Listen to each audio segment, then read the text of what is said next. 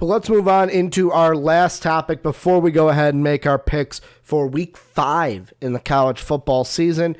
And wanted to kind of stick with the draft, kind of what we were already talking about, and take a look at the Miami Dolphins. Before I do that, make sure to follow us on Twitter. You can follow me at Ricky Widmer, always tweeting about sports and other things and games and cool shit like that.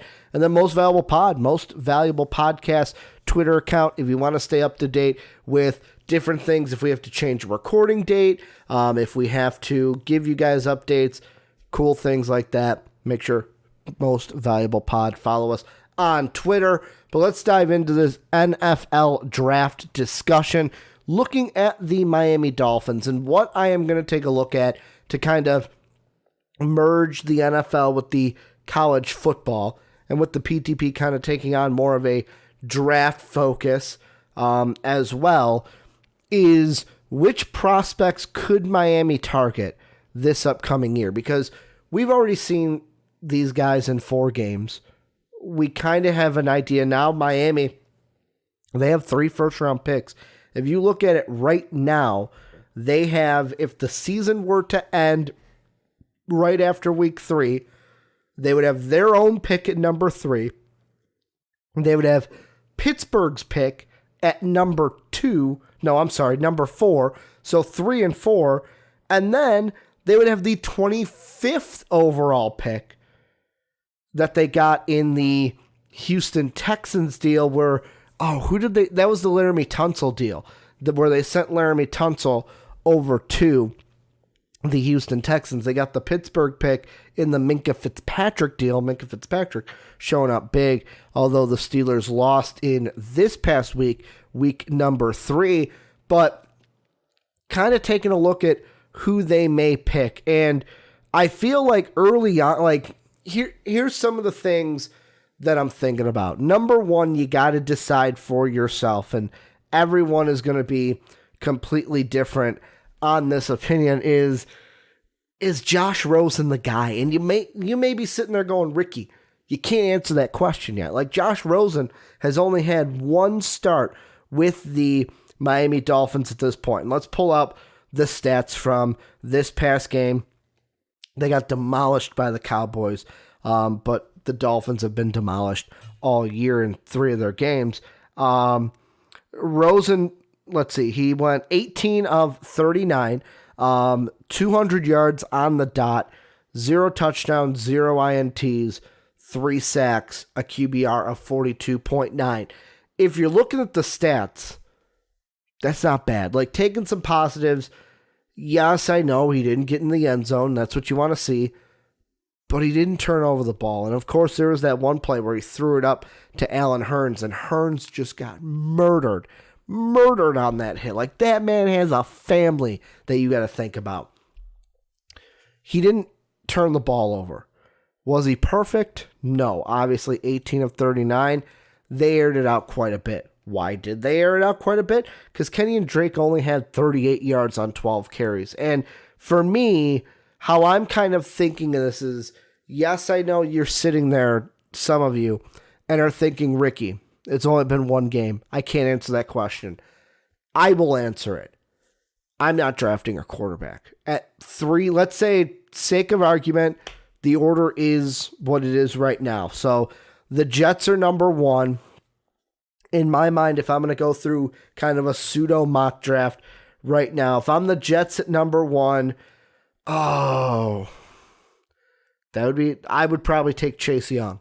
I'd take the pass rusher over Jerry Jeudy. I don't need a quarterback. I don't need Jonathan Taylor.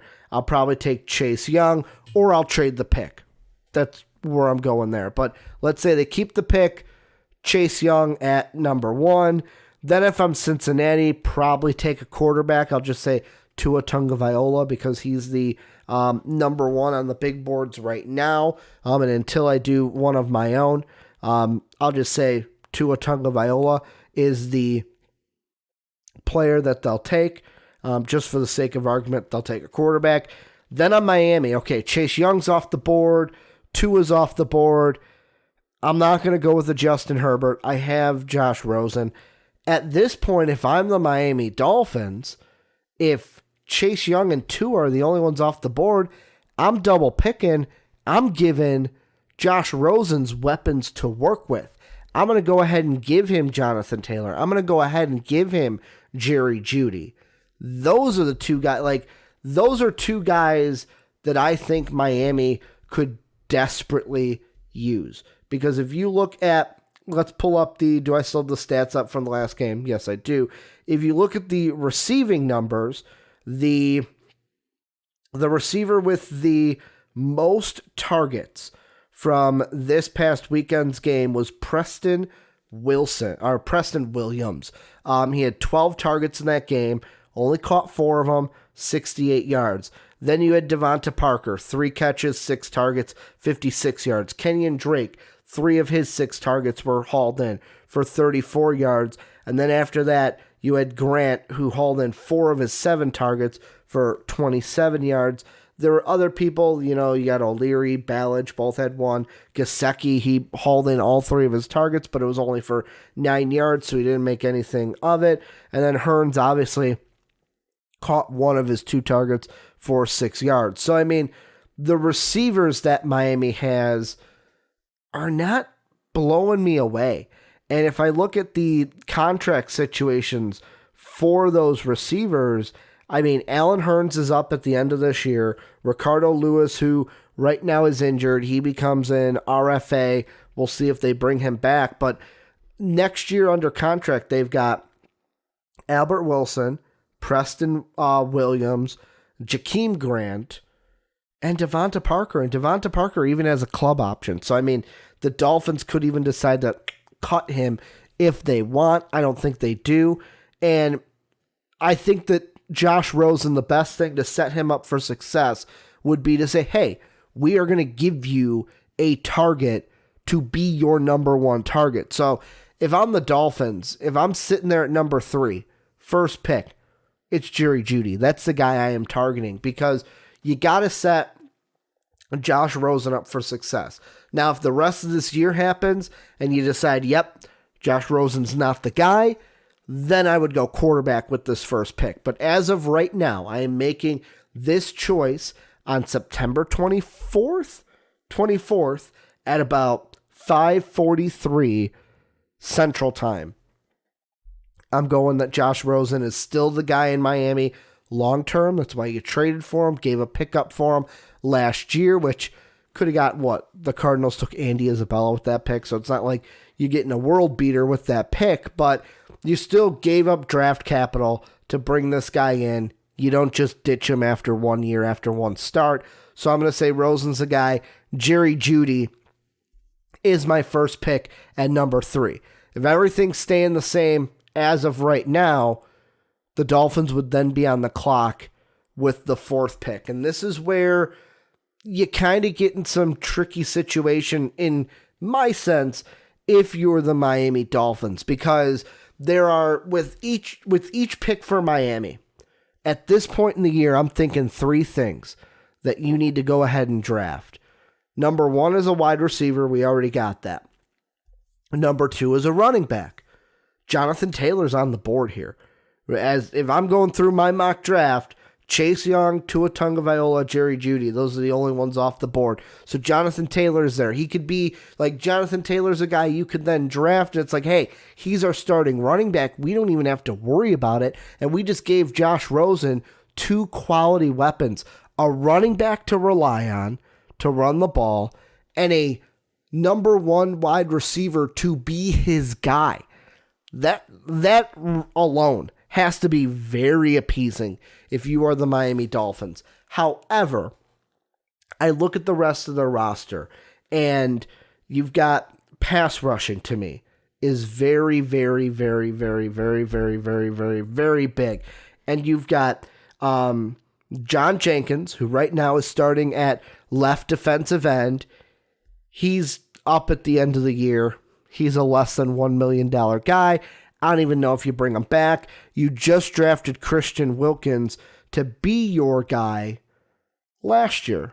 He's on the right-hand side of your line, either side of Devon Godchaux. I hope I'm saying that right. Probably not. but correct me if I'm wrong because I'm terrible with last names. This is the question of, do you go running back or do you go defense? Because even looking at their secondary, like, I don't think they have to go maybe safety. They got Bobby McCain and Rashad Jones are their starting safeties right now. Eric Rowe and I think Xavier Howard are fine right now for cornerback. Sorry for all the jump cuts, guys. Voice right now, hate me. It's like, dude, you're coming off of a cold, right? You should probably not be using your voice as much. Plus, that Gatorade getting its usage. But what I was saying before I had my coughing attack and I had to do the jump cut is you're going to have a decision then to make with this 4th overall pick of which position would you rather tackle at 25? Because if you don't go with Jonathan Taylor, there's a chance that he's there at 25. Like, that's the first thing is, do you think, and it plays into what I talked about, if you didn't, go ahead and listen to it. If you're watching on YouTube, go ahead, give it a watch. I'll put it up above me, top of the video, of will Jonathan Taylor even be a top 5 pick? If you don't think he's a top 5 pick, then sure, go with AJ Epensa, and Jonathan Taylor may be there later on. But for the sake of this, let's say you think that Jonathan Taylor is a top 5 pick. And the thing is, if you don't go with him, the running backs you're probably, like the top 3 running backs you're then looking at potentially at 25 is DeAndre Swift from Georgia, Travis Etienne from Clemson, and then J.K. Dobbins from Ohio State.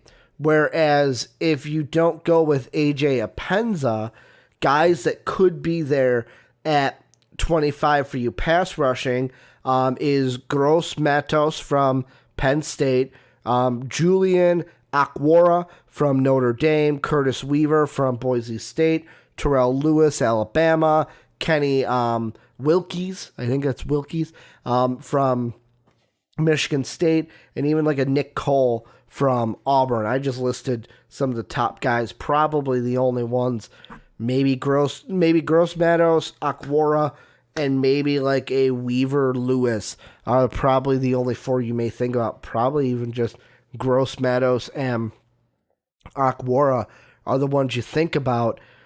And because of that, in this situation for me, because of how thin, I don't want to say how thin the edge rush is, but like looking at some of those guys for the edge rushers that I just listed off, more of those guys seem like reaches to me than the guys at 25 for the running back position. And you could also put it up this way of, you look at the safety position, Xavier McKinney may still be there. Isaiah Simmons from Clemson, if he falls a little bit, he may be there, because right now I'm using Tankathon's rankings.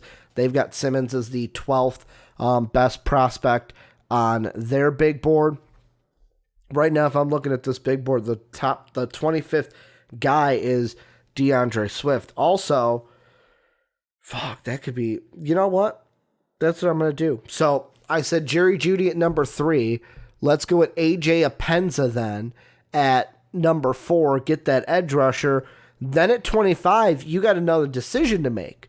Do you go with DeAndre Swift or Travis Etienne? And you go, hey, you know what? I'm going to be fine. I'm going to get that running back here. Or hear me out here. I just had this little bit of an epiphany while looking at who's later on. So, of course, there's way too many picks to go through. Hey, who would this team draft? Who would that team draft? All the way to 25. So some of these guys may get picked up before. I'll leave that decision up for you guys in the comment section. Let me know what you guys are thinking as of right now. But here's what's kind of going through my head is, all right, we got Jerry Jeudy at 3. We took AJ Epensa at number 4 for the Dolphins. Well, for this 25th pick, let's say we pass on a running back, because let me look at the full order right now. That means we're at 25 That means we've got 26, 27, 28, 29, 30, 31, 32, and 33. We've got 8 picks in between this pick and our next pick. Because as of right now, the Dolphins would have the 34th overall pick, would be the second pick in the second round. I'm looking at that and going, okay, can I save the running back until that second round pick? And in that case, I can go maybe even a J.K. Dobbins could be, or hell, ETN could fall to there. So ETN could be there. J.K. Dobbins could be there. Najee Harris could be available there. And instead, double down on the wide receiver, because who could be, and I'm looking right now, between 4 and 25, you've got Shenault from Colorado. He'll probably be taken. CeeDee Lamb will definitely be taken. I think he could be top 15, if not top 10 pick in the draft. Henry Ruggs will probably be taken, but a guy who could be sitting there, and this is to me, if this guy that I'm going to throw out there, if he is here at 25, I push the running back to the third, what would that be, 34th overall pick, and take this guy. If he's not there, I'll take running back and maybe double down on the wide receiver in the second round, maybe third round. But if I'm Miami, if T. Higgins from Clemson is there, I go ahead and take him. Then I get Jerry Jeudy and T. Higgins, bingo bango, 1-2 on the outside to help out Rosen. I get a pass rusher on the defense like a Penza to help out. I get to pair him with Christian Wilkins. Ooh, this team's looking good. And then I could maybe get if ETN is there, I can go with an ETN. If I like a Najee Harris, if I like a J.K. Dobbins, I can go ahead and get one of those guys at 34. Yes, are either of those guys like Jonathan Taylor? No. But I feel like Miami, the big thing is with that second pick, and they pass on Jonathan Taylor. Some people may go, no, Ricky, take Jonathan Taylor because then you get a reliable option of running back. The other options at 34 are kind of guys that would need to grow into that. And hey, to each their own. But to me, I think I'll lock down with this. If the order is what it is right now, where Miami would have, you've got the 3rd overall, the 4th overall, and the 25th overall. And I know this video's about the first round, so I'll only leave that second rounder, and I'll leave it out of it. I think in the first round, I go with Jerry Jeudy at 3. I then go with A.J. Apenza at 4. And then at 25, if T. Higgins is there, I go with T. Higgins. If T. Higgins is not there, I go with the running back, probably either J.K. Dobbins or ETN, whichever one you like better. You could put them in there, but this is where you guys come in. I want you guys to tell me what you think. If you're the Miami Dolphins, which prospects are you looking for early into this year? Do you think Miami will have 2 top 5 picks? Will they have 2 top 10 picks? Will they have 3 picks outside of the playoffs? Because Houston, if they don't make the playoffs, that's an outside of the playoffs thing. I know it's not the NBA, they don't have the lottery, but still, it's a higher pick than 25. What do you think happens with these picks? What prospects do you think Miami should start looking into? And the big one, if you get, let's say, a top 3 pick with one of them, do you take a quarterback? Do you not know? Because Josh Rosen has only started 1 game. Let me know what you guys are thinking down below in that comment section.